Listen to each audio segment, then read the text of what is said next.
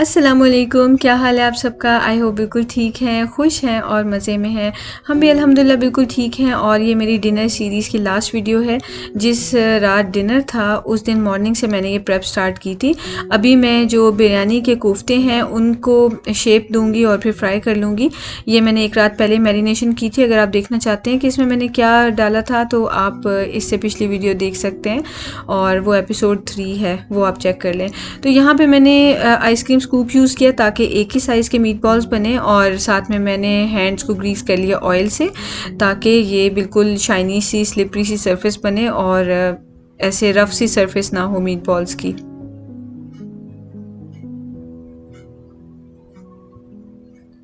अब इनको मैं ऑयल में फ्राई कर लूँगी इस तरह से कि बस मैं इनको सील कर रही हूँ, इनका एक्सटीरियर ऐसे कह लें, इनकी सरफेस, ताकि जो मॉइस्चर है वो अंदर ट्रैप हो जाए। अभी ये मीट बॉल बिल्कुल भी मैं फुली इनको कुक नहीं कर रही हूँ, बस ऊपर ऊपर से सील हो जाएँ तो मैं इनको निकाल लूँगी, बाकी ये ग्रेवी में पक जाएंगे।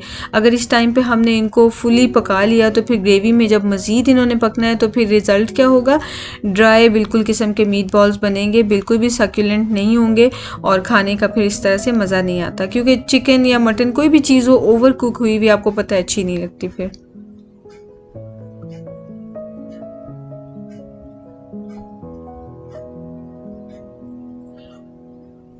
और ये मेरा फेवरेट काम है, इस तरह से मुझे एडिटिंग बहुत पसंद है। बाय द वे, जो पूछते हैं कि मैं एडिटिंग के लिए कौन सा सॉफ्टवेयर यूज़ करती हूँ, तो मैं फिल्मोरा यूज़ करती हूँ डेस्कटॉप वर्जन, और वो परचेज़ करना पड़ता है, नहीं तो उसके अंदर वाटर मार्क होता है जो कि वीडियो में से नहीं जाता है।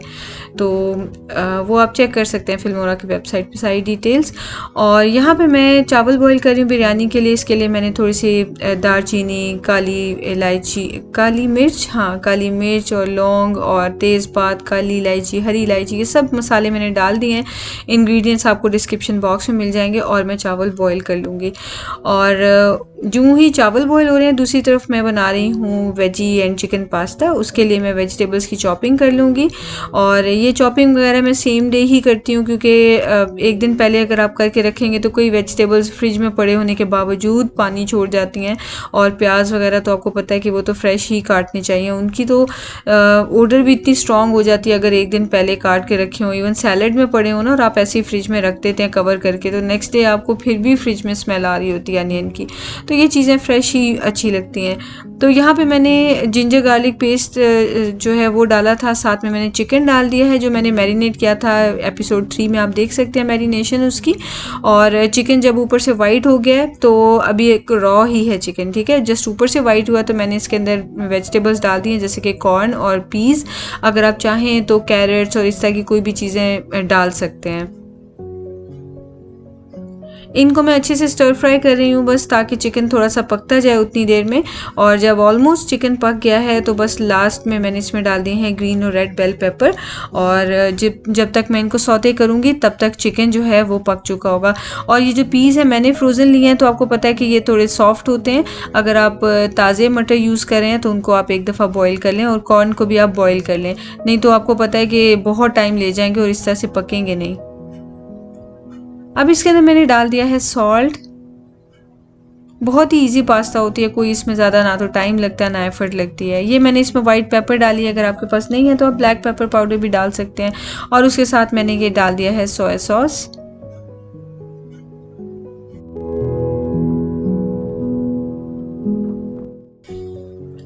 और अब इसके अंदर मैं केचप ऐड कर दूंगी। बहुत क्विक बनने वाली पास्ता है और बहुत इजी सी होती है। आई थिंक पास्ता सारी ही बहुत क्विक बन जाती हैं और इजी इजी सी रेसिपी होती हैं, लेकिन टेस्ट जो है ना वो ज़बरदस्त किस्म का आता है। तो ये मैंने इसमें थोड़ी सी अब चिली सॉस भी मैं डाल रही हूँ, ज़्यादा नहीं डालूँगी। उसकी वजह ये है कि जो बच्चे हैं वो ज़्यादातर स्पाइसी नहीं खाते। गेस्ट वगैरह जो आ रहे होते हैं मोस्टली उनके बच्चे नहीं खा रहे होते स्पाइसी, तो बेटर ये होता है कि आप कोई एक दो चीज़ें ऐसी बना लें जिसमें स्पाइस आपने कम रखी हो, ताकि बच्चे भी खा सकें। क्योंकि ऑब्वियसली हर चीज़ अगर आप बगैर स्पाइस के बनाएंगे तो वो भी फीका और बोरिंग सा लग जाएगा, तो बड़ों से खाया नहीं जाएगा। बच्चों ने तो फिर भी अपनी मर्ज़ी से ही आपको पता है खाना होता है, तो बेहतर है आप पिज़्ज़ा या पास्ता वगैरह कोई भी उनकी मर्ज़ी की चीज़ बना दें, वो खुश होकर खा लेते हैं। तो ये इसको मैं मिक्स कर रही हूँ। और बस पास्ता मैंने फुल बॉयल की थी, उसमें कोई भी 1-2% भी कसर नहीं है। बस इसको मैं मिक्स करूँगी और लिटरली मैं इसको 5 मिनट के लिए दम पे रखूँगी और फिर चूल्हा बंद कर दूँगी। इसको ज़्यादा कुक करने की अब ज़रूरत नहीं है।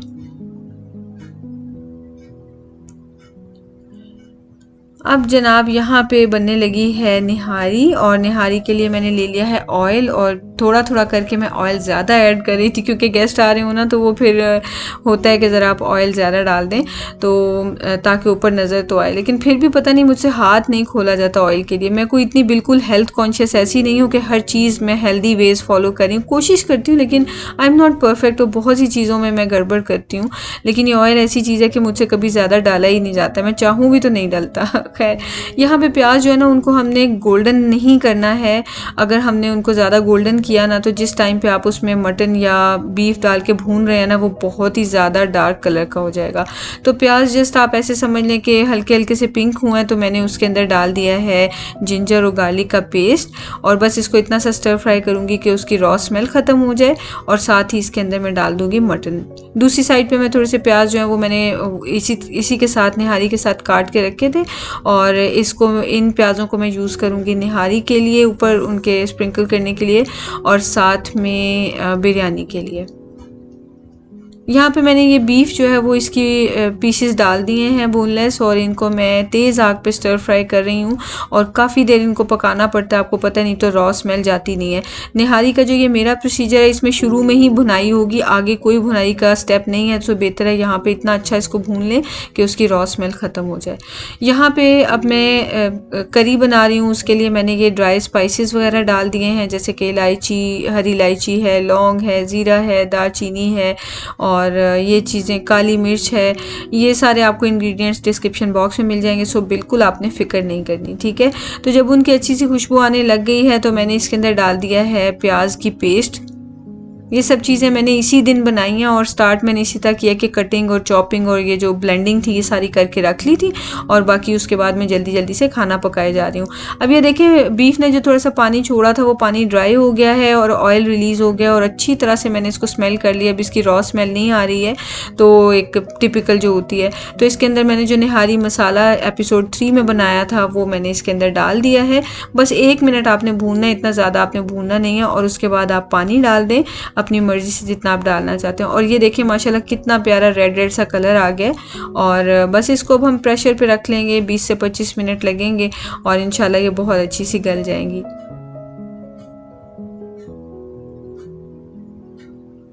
यहाँ पे हम प्याज जो है वो भून रहे हैं, और आप देखें ये गोल्डन से हो गए हैं, ज़्यादा ब्राउन आपने नहीं करने हैं क्योंकि फिर करी ज़्यादा डार्क कलर की हो जाएगी।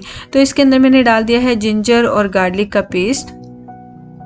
मैं हमेशा जिंजर और गार्लिक को छील के उनके पानी के साथ पेस्ट बना के फ्रीज़ कर देती हूँ और आइस क्यूब्स में, तो बड़ी आसानी रहती है मुझे फिर इस तरह से। अब इसके अंदर मैंने हरी मिर्च भी डाल दी थी, और साथ में मैंने ये डाल दी टोमेटो पेस्ट, जो कि मैं बताना नहीं भूलती कि अल-ऐन की मैं यूज़ करती हूँ, और ये बहुत ही अच्छी होती है। बिल्कुल भी आपको फ़ील नहीं होगा कि केचप जैसा फ्लेवर आ रहा है, बहुत ज़बरदस्त ओरिजिनल टोमेटो फ्लेवर, और खट्टी भी नहीं होती। अब ये देखिए इसको डाल के मैंने इस तरह से भून लिया है कि टमाटर भी भुन गए हैं, हरी मिर्च भी भुन गई, और बहुत अच्छी सी खुशबू आने लग गई है, हर चीज़ अच्छी तरह से भुन गई है। चिकन के सालन में ये होता है कि अगर आपने मसाला अच्छे से नहीं भुना है ना, तो वो मसाले की कच्ची स्मेल जब कई चिकन्स में आ रही होती है ना, तो वो बिल्कुल खाया नहीं जाता। अब इसके अंदर मैंने ये मसाला डाल दिया है, जिसमें है हल्दी, लाल मिर्च, नमक नहीं डाला, नमक मैरिनेशन में था। उसके अलावा मेथी है, ज़ीरा पाउडर है, और धनिया पाउडर है। इसको मैंने डाल के जस्ट आधे से 1 मिनट के लिए भूनना है, और अच्छी सी खुशबू आने लग जाएगी तो हम स्टेप नेक्स्ट की तरफ मूव कर जाएंगे। और ये मैंने इसमें डाल दिया है टमाटर, और पानी के साथ मैंने ब्लेंड करके इसका पेस्ट बनाया था, और छिलके मैंने नहीं उतारे थे टमाटर के, जस्ट ब्लेंड कर लिया था। तो ये मैंने इसके अंदर डाल दिया है, और अब इसको मैं अच्छे से मिक्स कर दूंगी। फिर उसके बाद मैं इसे कवर करके रख दूंगी अच्छी तरह से, ताकि मसाला जो है वो पक जाए।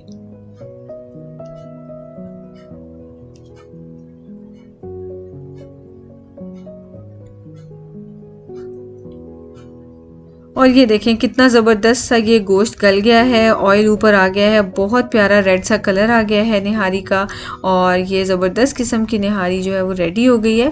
और यहाँ पे मैं अब बनाने लगी हूँ फ्रेश क्रीम सैलड, और ये सैलड मुझे बहुत पसंद है, और मेरे घर पे जितने भी गेस्ट आते हैं ना उन सबको बहुत मज़े का लगता है। तो इसमें मैंने डाली है मेयोनेज़, और साथ में मैंने दही डाल दी है, और उसके अलावा मैं डाल रही हूँ इसमें फ्रेश क्रीम, और इन सबको मैं मिक्स कर लूँगी और बस थोड़ी सी इसमें मैं डाल दूँगी चीनी और फिर ज़बरदस्त किस्म की ये जो हमारी बेस है फ्रेश क्रीम सैलेड की वो रेडी हो जाएगी। अब इसके लिए मैं एप्पल्स कट कर रही हूँ, एप्पल्स डाल लूँगी इसके अंदर, साथ में मैं पीस डाल लूँगी और साथ में ही मैंने आलू भी बॉईल करके रख लिए थे स्टार्ट में ही, तो वो भी मैं डाल लूँगी।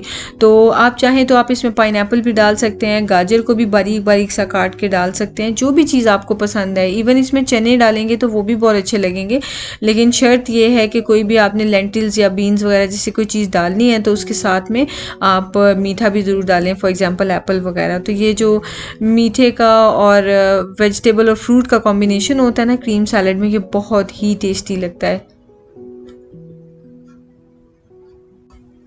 अब जैसा कि मैंने आपको बताया था कि मैं ग्रेवीज़ को एक साथ ही स्टार्ट कर लेती हूँ, तो एक साइड पे मैं चिकन पका रही हूँ और दूसरी साइड पे मैं ये बिरयानी का जो मसाला है, ये भी एक सालन ही होता है एक टाइप का, तो इसको मैं बना रही हूँ। और जो निहारी है वो पहले बना के इसलिए रख लिया क्योंकि उसका एक सेपरेट प्रोसीजर है और वो बहुत ज़्यादा टाइम लेती है, तो उससे पहले बना के मैंने फारिग करके साइड पर रख दिया है। तो यहाँ पर मैंने लिया है दालचीनी है, थोड़ा सा तेज़पात है, साथ में लौंग वगैरह हैं और इसके अंदर मैंने जिंजर गार्लिक पेस्ट डाल दिया और जब उन सब की अच्छी सी खुशबू आ गई, मैंने ब्राउन नहीं किया उनको, ठीक है, तो उसके अंदर मैंने डाल दिए हैं टमाटर और हरी मिर्चें। उतनी देर में जनाब इसको भी चेक कर लेते हैं। ये देखें अच्छे से भुन गया है और इसकी अब रॉ स्मेल भी नहीं है और ऑयल भी ऊपर आ गया है और ग्रेवी बिल्कुल ऑयल से सेपरेट लग रही है, तो इसका मतलब है कि ग्रेवी हमारी रेडी हो गई है। अब इसके अंदर ये जो हमने एक रात पहले यानी कि एपिसोड 3 में जो चिकन मैरिनेट किया था वो इसके अंदर डाल दिया है। हर रेसिपी का पूरा मेथड एपिसोड 4 में है, सिर्फ उसकी मैरिनेशंस जो है ना वो आपको एपिसोड 3 में मिल जाएंगी। सो इवन मैंने इस वीडियो के भी डिस्क्रिप्शन बॉक्स में मैरिनेशन के इंग्रेडिएंट्स लिखे हुए हैं, तो आपको पता है मैरिनेशन का कोई ख़ास स्टेप नहीं होता, बस ये है कि आपने बस सारे मसाले मिक्स करके तो मीट को लगा देने हैं। सो आप वो वीडियो ना भी देखें तो यहाँ से ही आपको सारे इंग्रेडिएंट्स जो हैं वो मिल जाएंगे। चूल्हा मैंने शिफ्ट कर दिया क्योंकि मेरा सेंटर वाला जो चूल्हा है वो ज़रा तेज़ चलता है और साइड वाला ज़रा हल्का चलता है, और टमाटर को मैंने सॉफ़न करना था तो वो ज़रा हल्की आग पे ही होते हैं, तो उसको मैंने शिफ्ट कर दिया। अब यहाँ पे मैंने चिकन को ना इस तरह तेज़ आग पे स्टर फ्राई कर लिया था कि ऊपर से सारा वाइट हो गया और अंदर से भी कच्चा ही था। वाइट करने का मकसद ये होता है कि मॉइस्चर उसका सील हो जाए। और उसके बाद फिर मैंने इसके अंदर पानी डाल दिया, इसको मिक्स करके मैंने ऊपर ढक्कन लगा दिया और अब ये 20 से 25 मिनट पकता रहेगा। तो चिकन के भी अब लास्ट स्टेप चल रहा है, तो बिरयानी जो है उसको प्रोसीजर जल्दी जल्दी पूरा कर लेते हैं। मैंने एक किसी भी कंटेनर में आप ले लें, जो ब्राउन की थी प्याज वो है, दही है और साथ में टोमेटो प्यूरे है और इसको मैं मिक्स कर रही हूँ। अगर आपके पास टोमेटो प्यूरे नहीं भी है तो वैसे आप स्किप कर सकते हैं। सिर्फ ये है कि जो क्वांटिटी टमाटर की लिखी होगी मैंने डिस्क्रिप्शन बॉक्स में, उससे 2 ज़्यादा टमाटर डाल लीजिएगा तो बस पर्पस पूरा हो जाएगा। तो यहाँ पे मैंने क्या किया कि जो टमाटर थे सॉफ्ट हो गए तो उसके अंदर मैंने नमक और लाल मिर्च डाल दिया और साथ में ये जो मिक्सचर हमने बनाया था ये मैंने इसमें डाल दिया है। वैसे तो ऑब्वियसली आप इन सब चीज़ों को सेपरेटली भी डाल सकते हैं, लेकिन बात ये होती है कि योगर्ट जो है ना वो फिर अच्छी नहीं लगती अगर वो आपने अच्छी तरह से बीट ना किया हो, तो उसमें छोटे छोटे से लम्स होते हैं, जब वो ग्रेवी में जाते हैं ना तो डिज़ोल्व भी नहीं होते और बहुत ही बुरे लगते हैं। तो बेहतर ये है कि आप इसको इस तरह से पहले मिक्स कर लें। और अब इसको मैंने मिक्स करके तो ढक्कन लगा के रख दिया था पकने के लिए। अब यहाँ पे हम आ गए हैं, चिकन हमारा हो गया है रेडी और इसके ऊपर मैंने गरम मसाला डाल दिया है और बस ये डन हो गया। इसको मिक्स करके मैंने चूल्हा बंद कर दिया और साइड पे रख दिया है। अब ये देखें कितना वाइट वाइट सा लग रहा था, लेकिन जब हमने इसको अच्छी तरह से कुक कर लिया है तो इसका कितना प्यारा कलर निकला है बिरयानी के कोफ्तों की ग्रेवी का, बिरयानी के कोफ्तों की ग्रेवी का। तो खैर इसके अंदर मैंने जो है वो धनिया पाउडर डाला है, ज़ीरा पाउडर डाला है, गरम मसाला पाउडर डाला है और थोड़ी सी मैंने लाल मिर्च भी डाली है, क्योंकि जाहिर सी बात है बिरयानी जो है वो लाल मिर्च के बगैर तो ठीक से मज़ा नहीं आता।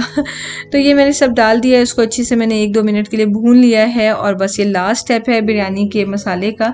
इसके अंदर मैंने डाल दिए हैं मीट बॉल्स और साथ ही मैंने पानी डाल दिया है और ये मीट बॉल्स इसमें पकते रहेंगे और जब पूरी तरह से रेडी हो जाएंगे तो हमारी ये मसाला जो है वो तैयार है।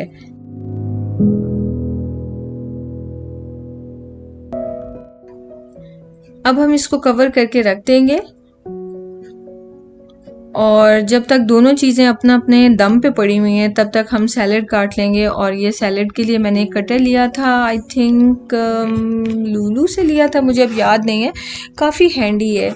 और एक मेरे पास वाइट दूसरा भी कटर है, उससे स्लाइसेस बड़े इजीली हो जाते हैं। इसके अंदर तो बहुत सारी प्रोविजंस हैं और बड़े मज़े से इसमें जो है ना चॉपिंग हो जाती है। लेकिन एक चीज़ है कि ये इतना कन्वीनियंट नहीं है। जैसे कैरेट डालें तो आपको बहुत ज़ोर से उसके ऊपर हाथ मारना पड़ता है, तो तब जाके ये प्रेस होता है। तो लेकिन चलें, मैनुअल चीज़ है, इतना सा तो हो गई।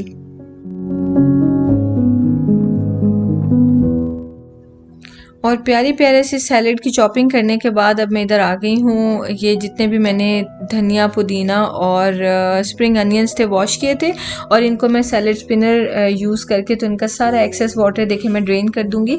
इस तरह से इतना वाटर जो है नॉर्मल बास्केट में रखने से ड्रेन नहीं होता, तो ये बहुत कन्वीनियंट लगता है मुझे। और मैंने ये डैन्यूब से लिया था सऊदी अरब में, आई थिंक 30-40 रियाल्स का था, और अब तो ये 10-10 रियाल वाली शॉप्स पे भी मिल रहे होते हैं।